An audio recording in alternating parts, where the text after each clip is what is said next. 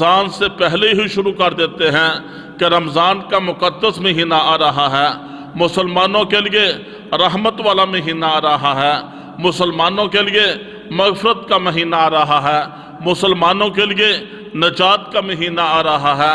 مسلمان تیاری شروع کر دیتا ہے۔ ادھر جو ہی مسلمان پہلا روزہ رکھتا ہے، پہلے سے روزہ شروع کرتا ہے، رمضان کے آخری روزے تک رمضان پورے کے روزے رکھ لیتا ہے، اس کے جسم کی زکوٰۃ ادا ہو جاتی ہے۔ مال کی زکوٰۃ ادا کر دی، مال کو نقصان نہیں پہنچتا۔ فصل کی زکوٰۃ ادا کر دی، فصل کو نقصان نہیں پہنچتا۔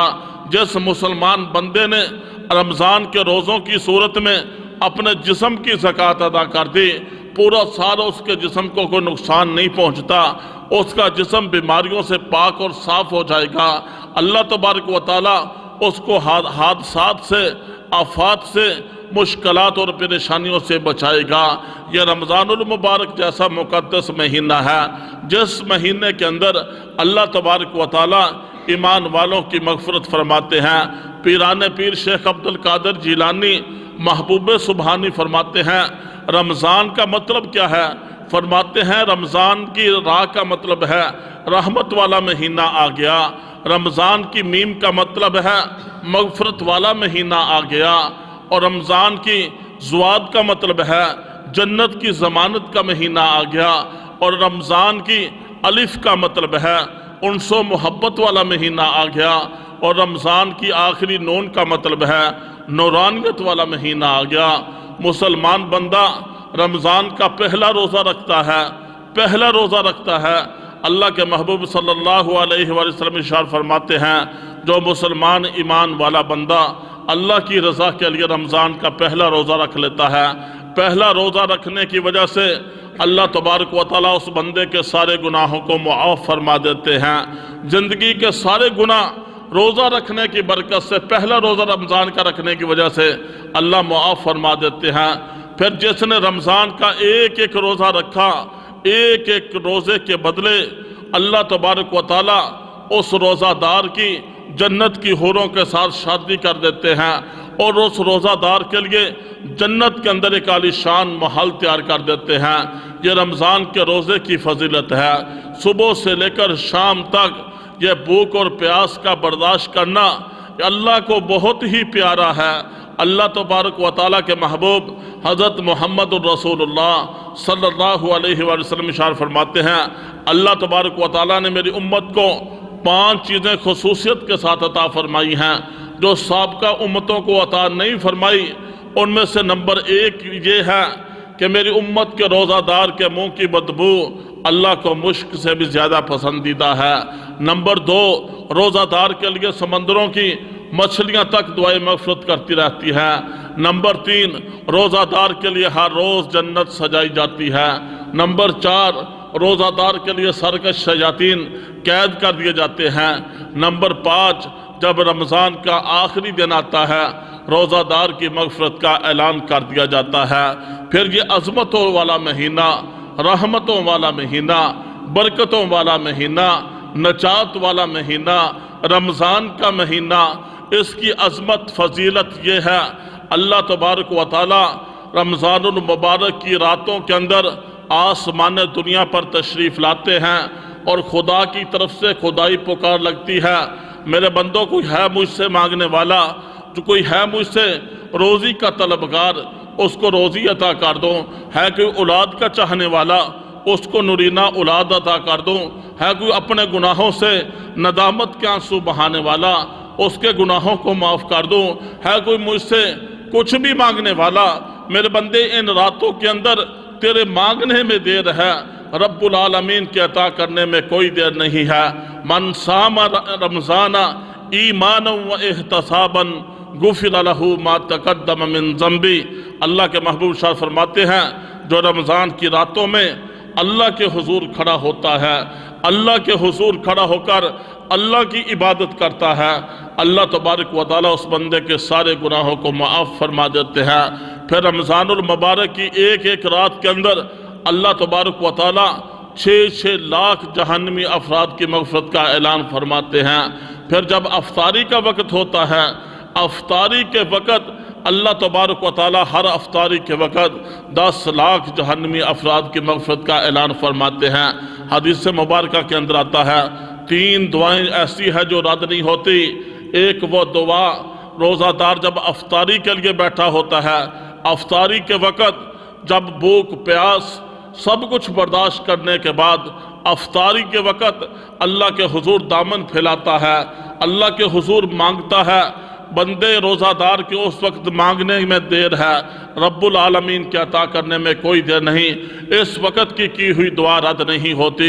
دوسری عادل حکمران کی ہے، عدل کرنے والے کی ہے، چاہے وہ حکمران ہے، چاہے وہ جو ہے جج ہے، چاہے وہ کوئی چھوٹا ذمہ دار ہے، جس وقت وہ عدل کا کلم چلا رہا ہوتا ہے، امیر اور غریب کے لیے علیحدہ علیحدہ طریقہ نہیں ہوتا، بلکہ انصاف کے ترازو کو برابر توڑ رہا ہوتا ہے۔ عادل جب عدل کر رہا ہوتا ہے، اس وقت جو وہ دعا کرتا ہے وہ دعا بھی رد نہیں ہوتی۔ تیسرے نمبر پر مظلوم ہے، جس پر ظلم و ستم کی انتہا کر دی جاتی ہے، جو بیچارہ غریب ہے، جس کے پاس اپروچ نہیں ہے، جس کے پاس اسباب نہیں ہے۔ دنیا کے لوگ ظلم و ستم کی انتہا کیے ہوئے ہیں، جب اس کی ہاتھ نکلتی ہے، دل سے آہ نکلتی ہے، مظلوم کے دل سے نکلنے والی آہ اللہ کا عرش ہلا دیتی ہے۔ تو اس وقت جو مظلوم کے دل سے جو ہاں نکلتی ہے، دعا نکلتی ہے، یہ دعا بھی رد نہیں ہوتی۔ اللہ تبارک و تعالیٰ نے رمضان جیسے مقدس مہینے کو عظمت اور فضیلت عطا فرمائی۔ یہ پہلا عشرہ رحمت کا، دوسرا عشرہ مغفرت کا، تیسرا عشرہ نجات کا ہے۔ ایک پہلا روزہ رکھنے پر اللہ تبارک و تعالیٰ روزہ رکھنے والے کی تمام گناہوں کو معاف فرما دیتے ہیں۔ پھر ایک ایک روزہ رکھنے پر اللہ تبارک و تعالیٰ روزہ دار کے لیے جنت کے اندر عالیشان محلات تیار فرما دیتے ہیں۔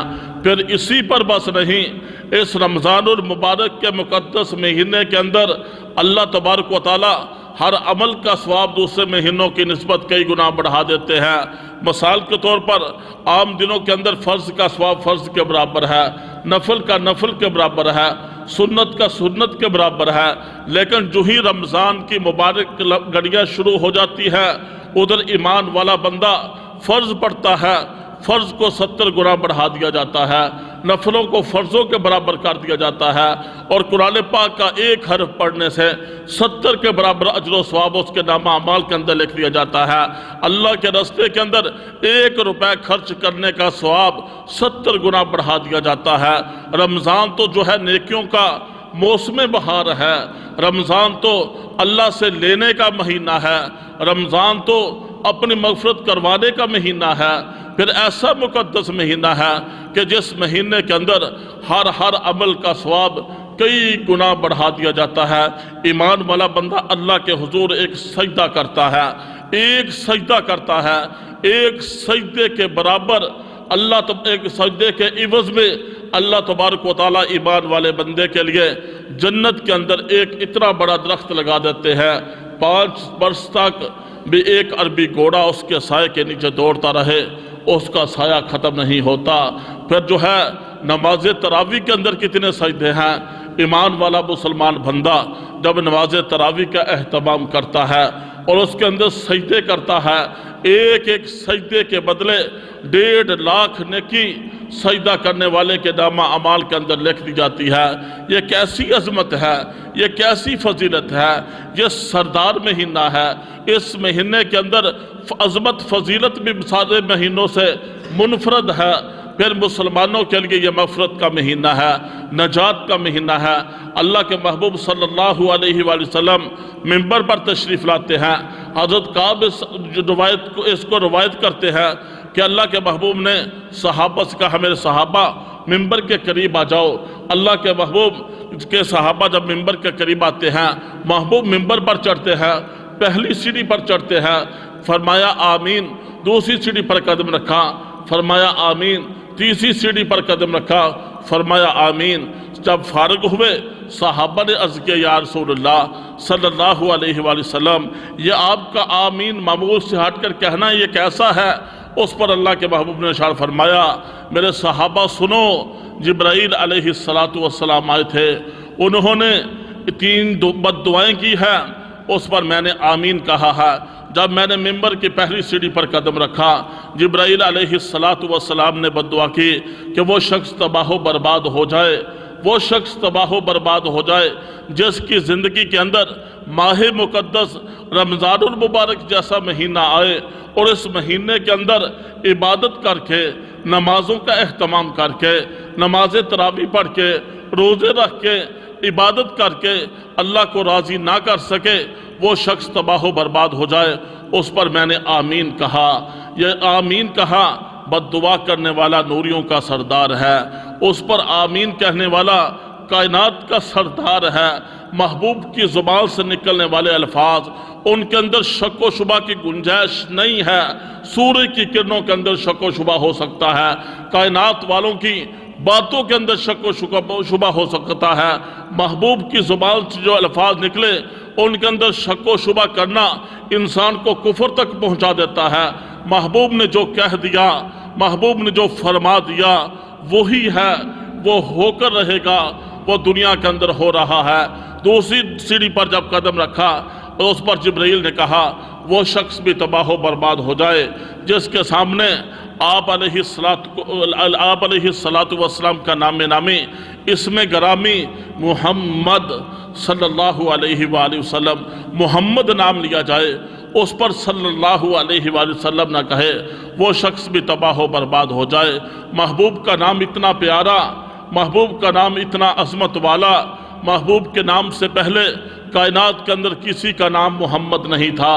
یہ محمد وہ ہے زمین پر جس کے تذکرے، آسمان پر جس کے تذکرے، محبوب کا نام محمد ہے جس کا تذکرہ تورات کے اندر، زبور کے اندر، انجیل کے اندر، آسمانی صحائف کے اندر جب مومن بندہ، ایمان والا بندہ اس نام کو اپنے منہ سے ادا کرتا ہے، محمد کہتا ہے، آپس کے اندر دونوں جو ہے لب اس نام کو چوم لیتے ہیں، انسان کا نام جو ہے منہ میٹھا ہو جاتا ہے۔ فرمایا جو محبوب کے نام پر صلی اللہ علیہ وآلہ وسلم نہ کہے وہ شخص بھی تباہ و برباد ہو جائے۔ تیسری بد دعا کی کہ وہ شخص بھی تباہ و برباد ہو جائے جس کے والدین بڑھاپے کی حالت میں پہنچے، اپنے بوڑھے ماں باپ کی خدمت کر کے وہ بندہ جنت حاصل نہ کر لے، وہ شخص بھی تباہ و برباد ہو جائے۔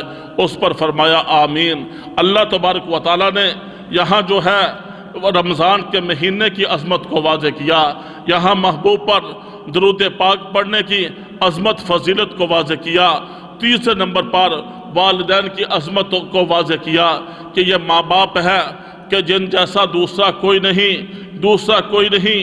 ماں کے قدموں کے نیچے اللہ نے جنت کو رکھ دیا، باپ کو جنت کا دروازہ بنا دیا، اور فرمایا یہ والدین ہے، ان کو اف تک نہ کہو، ان کو اف تک نہ کہو، ان کا جو احترام کرو، ان کی طرف محبت کی نگاہ سے ایک مرتبہ دیکھو، مقبول حج اور عمرے کا ثواب تمہارے نامہ اعمال کے اندر لکھ دیا جائے گا۔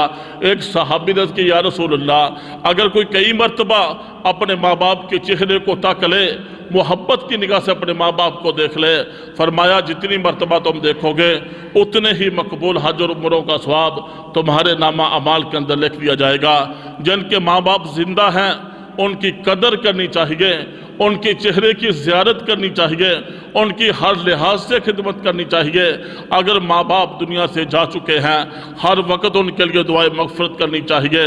یہاں علماء نے ایک نسخہ لکھا کہ جن کے ماں باپ ناراضگی کی حالت میں دنیا سے چلے جاتے ہیں اسے چاہیے جمعے والے دن اپنے ماں باپ کی قبر پر جایا کرے، وہاں جا کر ان کے لیے دعائے مغفرت کیا کرے، ان کے لیے صالح ثواب کیا کرے۔ کل قیامت والے دن جب اٹھیں گے ماں باپ اس وقت راضی ہو چکے ہوں گے۔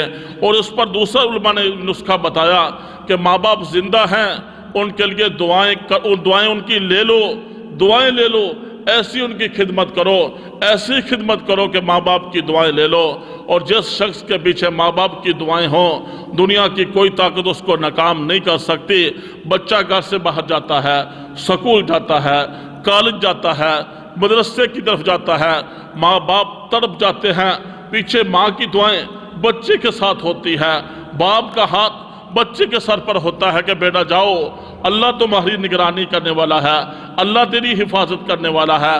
جب ماں باپ کی دعائیں بچے کے پیچھے ہوتی ہیں، وہ بچہ کبھی ناکام گھر کے اندر نہیں لوٹتا۔ ماں باپ کی دعائیں لے کر گھر سے نکلنے والا کبھی گھر کے اندر ناکام نہیں لوٹتا۔ علماء نے آگے لکھا کہ جن کے ماں باپ دنیا سے چلے گئے ہیں، انہیں چاہیے، اب وہ ماں باپ کی دعائیں تو نہیں لے سکتے، انہیں چاہیے کہ جب گھر سے نکلیں، کام کاج کے لیے جائیں، اپنے ماں باپ کے لیے دعائیں مغفرت پہلے کریں۔ اللہ میری ماں کی قبر کو جنت کا باغ بنا دے، اللہ میری ماں کے باپ کے گناہوں کو معاف کر دے۔ جن ماں باپ نے جو ہے سردیوں کی راتوں کے اندر جو ہے خود جو ہے گیلے بستر کو پسند کیا ہے، اپنی معصوم اولاد کے لیے انہوں نے سوکھا بستر جو ہے ان کو جو ہے مہیا کیا ہے، یہ کیسی محبت ہے، ماں باپ کی عجیب محبت ہے۔ یہ 70 ماؤں سے زیادہ پیار کرنے والا وہ رب العالمین ہے، جو امت کے لوگوں کو، اپنے بندوں کو بتا رہا ہے کہ اپنے ماں باپ کی قدر کرو، زندہ ہیں ان کی دعائیں لے لو، دنیا سے جا چکے ہیں ان کے لیے دعائیں مغفرت کرتے رہو۔ اس انداز میں جب تم گھر سے نکلو گے اپنے ماں باپ کے لیے دعائیں مغفرت کر کے، اللہ کامیابیاں عطا فرمائے گا۔ اللہ جو ہے ادھر خدا نہ خواستہ کسی غلطی کی وجہ سے ماں باپ کی کو قبر کے اندر کوئی تکلیف ہے، اللہ تمہارے ہاتھ اٹھانے سے، دامن پھیلانے سے، ماں باپ کے لیے آنسو بہانے سے، ان کے لیے سورہ یاسین پڑھنے سے، سورۃ اخلاص پڑھنے سے، درود پاک پڑھ کر ان کے لیے صالح ثواب کرنے سے، یا اسی انداز میں مسجد مدرسے کے ساتھ تعاون کر دیا، ماں کے نام کا پنکھا لگوا دیا، باپ کے نام کی صف بچھوا دی، یہ عمل چلتے رہیں گے، ماں باپ کو اس کا فائدہ پھر پہنچتا رہتا ہے۔ اللہ قبر کو جنت کا باغ بنا دیتے ہیں۔ اللہ کے محبوب صلی اللہ علیہ وآلہ وسلم نے اس روایت کے اندر 3 باتوں کی طرف جو ہے ایمان والوں کی توجہ دلوائی ہے کہ رمضان کا مہینہ آئے، اس مہینے کے اندر وہ بد نصیب ہے جو اپنی مغفرت نہیں کرواتا، وہ بھی بد نصیب ہے جو جس کے سامنے آقا مدنی صلی اللہ علیہ وآلہ وسلم کا پیارا نام محمد لیا جائے، اس پر وہ صلی اللہ علیہ وآلہ وسلم نہ پڑھے، وہ بھی بد نصیب ہے۔ اور تیسرے نمبر پر وہ بھی بد نصیب ہے کہ جس کے ماں باپ بڑھاپے کی حالت میں پہنچ جائیں، اپنے بوڑھے ماں باپ کی وہ خدمت کر کے جنت حاصل نہ کر لے، وہ بھی بڑا ہی بد نصیب ہے۔ اللہ تبارک و تعالیٰ نے رمضان کا مہینہ، سارے مہینوں کا سردار مہینہ، امت کے لیے رحمت کا مہینہ، امت کے لیے مغفرت کا مہینہ، امت کے لیے نجات کا مہینہ، یعنی رمضان کا مہینہ امت مسلمہ کو عطا فرمایا ہے کہ جس مہینے کے اندر اللہ تبارک و تعالیٰ کی طرف سے راتوں کے اندر خدائی پکار لگتی ہے، میرے بندو مانگو، تمہارے مانگنے میں دیر ہے۔ آج دنیا کے کسی بادشاہ سے کچھ مانگا جائے، آج کوئی غریب کسی سرمایہ دار سے کچھ مانگے، آج کوئی مجبور پریشان آدمی کسی سے کچھ مانگے، ناراض ہوتے ہیں کہ بھائی اس نے میرے سے سوال کیا، تو یہ نہیں پتہ ہوتا سوال کرنے والا کتنا مجبور ہے۔ یہ سوال کرنا، مانگنا کوئی آسان کام نہیں کہ ہر بندہ کہے کہ یہ بڑا آسان کام ہے، مانگنا دوستو بڑا مشکل کام ہے۔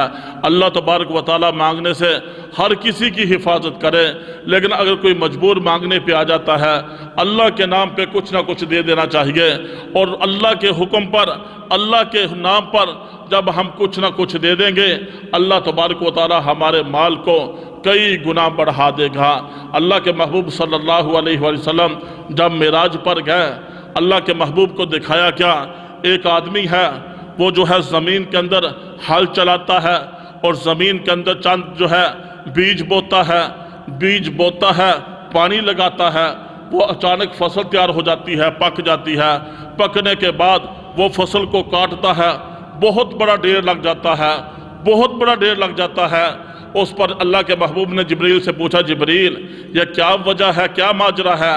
اس پر جبرائیل علیہ السلام نے عرض کیا، یا رسول اللہ، یہ آپ کی امت کے وہ لوگ ہیں، آپ کی امت کے وہ لوگ ہیں جو اللہ کے راستے میں خرچ کیا کرتے تھے، دنیا کے اندر خرچ کیا کرتے تھے، اپنے مال کی زکوٰۃ ادا کیا کرتے تھے، اپنی فصل کا عشر ادا کیا کرتے تھے، یہ یتیموں کے سر پر دست شفقت رکھا کرتے تھے، بیوہ اور ضرورت مندوں کی خدمت کیا کرتے تھے۔ یا رسول اللہ، اللہ تبارک و تعالیٰ نے ان کے لیے اتنا ذخیرہ آخرت کیا ہے، یہ دنیا کے اندر دنیا کا معاملہ ہے، انسان جب کامل یقین کے ساتھ اللہ کے راستے میں خرچ کرتا ہے، اللہ جو ہے دنیا کے اندر بھی اس کو بڑھا چڑھا کر دیتا ہے، پھر کل قیامت والے دن تو اس کو بہت زیادہ ملنے والا ہے۔ پھر رمضان المبارک جیسے مقدس مہینے کے اندر جو اللہ کے راستے میں خرچ کرتا ہے، 1 روپے خرچ کرنے سے اللہ 70 سے 700 تک جو ہے اس کا اجر و ثواب بڑھا دیتے ہیں۔ اللہ تبارک و تعالیٰ قرآن پاک کے اندر ارشاد فرماتے ہیں، یا ایھا الذین آمنوا کتب علیکم الصیام کما کتب علی الذین من قبلکم لعلکم تتقون، اے ایمان والو تم پر روزے فرض کیے گئے ہیں جیسا کہ تم سے پہلی امتوں پر بھی روزے فرض کیے گئے تھے، لعلکم تتقون، تاکہ تم متقی اور پرہیزگار بن جاؤ، تمہارے دل کے اندر تقوی آ جائے، پرہیزگاری آ جائے، اللہ کا خوف پیدا ہو جائے۔ اللہ کا خوف کیا ہے؟ تقوی کیا ہے؟ خشیت الہی کیا ہے؟ انسان ہر وقت سوچے کہ میرا رب مجھے دیکھ رہا ہے، وہ رات کی تنہائی کے اندر بھی، رات کے اندھیرے کے اندر بھی مجھے دیکھ رہا ہے، وہ دن کے اجالے کے اندر بھی مجھے دیکھ رہا ہے، وہ میرے دل کے اندر آنے والے خیالات کو بھی جانتا ہے۔ وہ ذات تو ایسی ہے جو درختوں کے پتوں کو بھی جانتا ہے، سمندر کے قطروں کو بھی جانتا ہے۔ وہ ذات تو ایسی ذات ہے جو کالی رات کے اندر، کالے پہاڑ کے اندر، کالے جو ہے پتھر کے اندر، کالے کیڑے کے چلنے کی آہٹ کو بھی سنتا ہے اور اس کی روزی کا بھی انتظام کرتا ہے۔ مقصد یہ ہے روزے کا کہ دل کے اندر خوف خدا پیدا ہو جائے۔ کیسا خوف پیدا ہو جائے؟ یا فاروق اعظم رضی اللہ تعالیٰ عنہ ہے، دور حکومت ہے، رات کے وقت گلیوں کے اندر گشت کر رہے ہیں، ایک گھر سے بچوں کے رونے کی آواز آئی، پوچھا بہن بچے کیوں رو رہے ہیں؟ بتایا کہ میں جو ہے بیوہ عورت ہوں، بچے یتیم ہیں، گھر کے اندر کھانے پینے کے لیے کچھ بھی نہیں ہے، لہٰذا بھوک کی وجہ سے بچے رو رہے ہیں۔ کہا چولہے پہ کیا رکھا ہے؟ کہا کہ دیگچی کو، پتیلے کو، برتن کو آگ کے اوپر رکھا ہے اور بچوں کو دلاسا دے رہی ہوں کہ بیٹا سو جاؤ، جب کھانا تیار ہو جائے گا تمہیں اٹھا لیا جائے گا۔ جب بچوں کو بھوک لگی ہوتی ہے پھر کیسے نیند آتی ہے؟ نیند نہیں آتی۔ اس پر فاروق اعظم رضی اللہ تعالیٰ عنہ جو اللہ سے اتنا ڈرنے والے تھے، فرمایا کرتے تھے عمر کے دور حکومت کے اندر اگر دریائے فرات کے کنارے کتا بھی بھوکا مر گیا تو عمر سے پوچھا جائے گا۔ بیت المال کی طرف دوڑتے ہیں، وہاں سے ساز و سامان کے ساتھ بوری کو بھرتے ہیں۔ بڑھنے کے بعد اپنے غلام اسلم سے کہا میرے غلام اسلم اس بوری کو میرے کندھوں پہ رکھو۔ اس پر جو ہے غلام تڑپ جاتا ہے، آپ تو بادشاہ ہے، آپ تو امیر المومنین ہے، 22 لاکھ مربع میل کے حکمران ہے کہ جس کا اتنا روب اور دبدبہ ہے کہ عمر کے دور خلافت کے اندر شیر اور بکری ایک ہی ریوڑ کے اندر چڑھا کرتے تھے، اور جو ہے شیر کو جرت نہیں ہوتی تھی کہ بکری کو چیر پھاڑ ڈالے۔ عمر کا عدل اتنا مشہور ہے۔ فرمایا کہ میرے کندھے پر رکھو۔ کہا کہ آپ تو بادشاہ ہیں، میں اٹھاتا ہوں۔ کہا میرے غلام اسلم دنیا کے اندر تو تم میرا بوجھ اٹھا لو گے، کل قیامت والے دن میرا بوجھ کون اٹھائے گا؟ اپنے کندھوں پر بوری اٹھائی۔ یہ وقت کے بادشاہ ہے، امیر المومنین ہے، 22 لاکھ مربع میل کے حکمران ہیں۔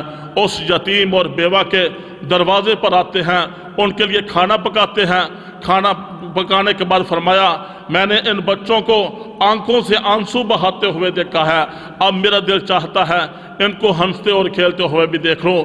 بچوں نے کھانا کھایا، بچے خوش ہو گئے۔ اس روزے کا مقصد یہ ہے کہ ہمارے دلوں کے اندر تقوی پیدا ہو جائے، پرہیزگاری پیدا ہو جائے، کہ ہم جو ہے اللہ سے ڈرنے والے بن جائیں، خشیت الہی والی علامت ہمارے اندر جو ہے پیدا ہو جائے۔